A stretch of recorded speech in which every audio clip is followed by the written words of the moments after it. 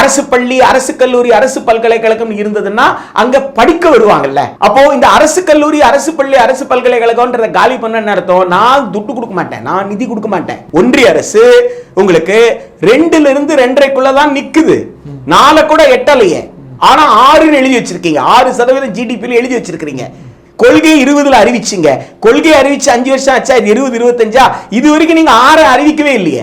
Revised எஸ்டிமேட்ல சொல்லப்பட்டதை விட இப்போ குறைவா தான் பட்ஜெட்ல நீங்க போட்டிருக்கீங்க. ஆக நிதிநிலை அறிக்கையில நிதியை நீங்கள் போடவடி தேவைப்படும் என்று சொன்னதை விட கூட குறைவாகத்தான் நீங்க ஒதுக்கி இருக்கிறீங்க. ஆக நிதி கொடுக்க போறது இல்ல. அப்ப அரசு பல்கலைக்கழகங்கள், அரசு கல்லூரி, அரசு பள்ளிகள் என்ன செய்யணும்?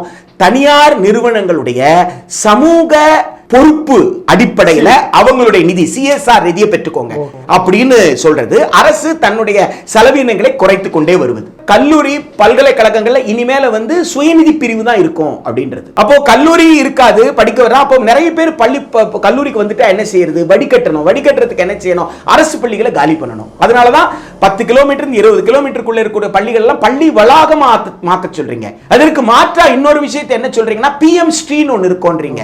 பிஎம் ஸ்ரீன்றது என்ன? Prime minister school for rising India.